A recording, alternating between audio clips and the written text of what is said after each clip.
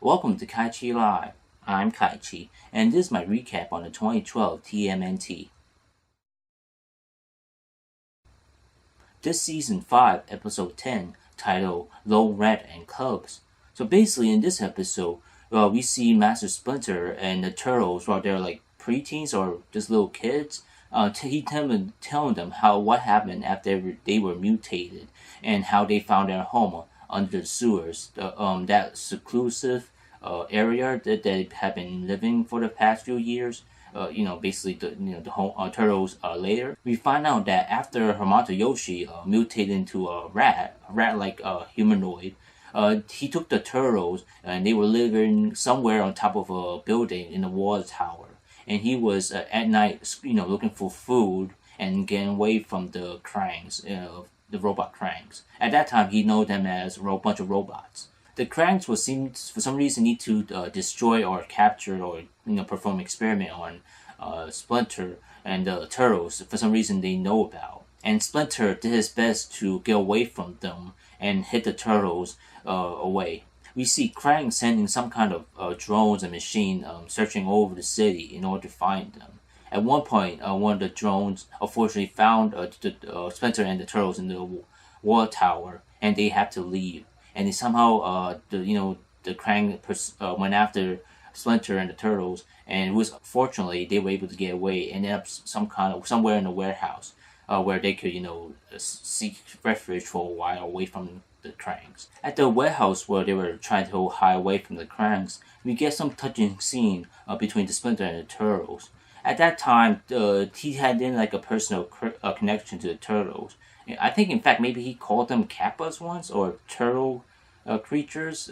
So anyway, as we see him, practicing his ninjutsu, he began to notice that the Turtles was imitating him. At first, he found it cute. But then he realized that they're becoming more smarter, and decided to teach them ninjutsu, and began to have a personal connection with them. And in fact, this is where we find out how he named the turtles, which is a little bit weird. But after all, he mentioned that he wanted to be an artist before he become one of the ninja masters or take over, his dojo or something like that.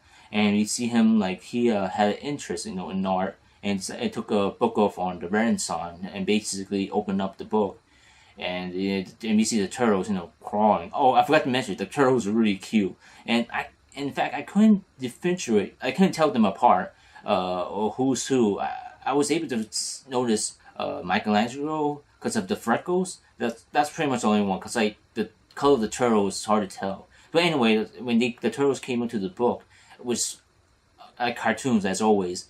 Ironically, all of them came up to the names that they choose. Like basically, they got the book is open. We see the artists. Leonardo, Da Vinci, Raphael.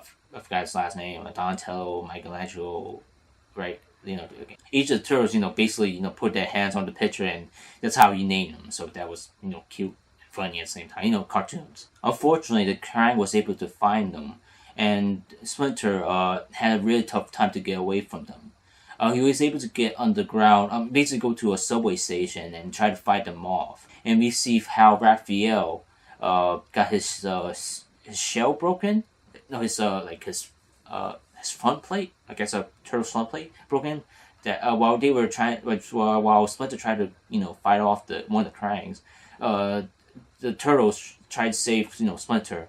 And unfortunately, Splinter lost. I forgot to mention that the turtle was in some kind of a shopping cart. Anyway, Splinter lost the shopping cart, and the turtle, unfortunately, I think the shopping cart hit on top of Raphael, and that's how his shell got broken. And that part of his shell got broken. This, of course, pissed off Splinter, and he fought the Krang in an epic way. Fortunately, they were able to get away from the Krang. We see Splinter and the Turtles go to the subway tunnels into the sewer away from Krang. This is where we see Splinter thinking that maybe underground they could get away from them. Splinter was able to get to some kind of waterway, like we see in the previous episode, like that. After all, this cartoon, they reuse scenes. So basically, that's the water scene.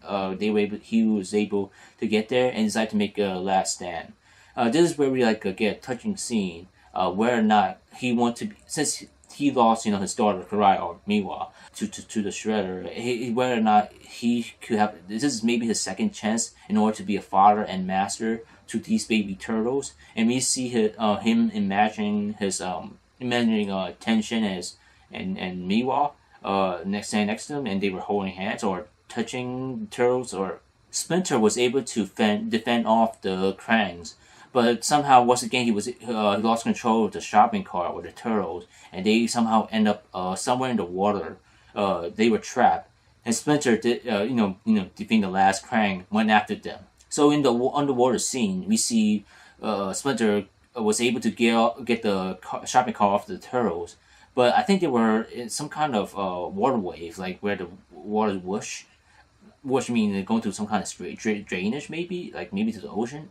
I'm not entirely sure. We see him grabbing the turtles, and going through some kind of dark tunnel.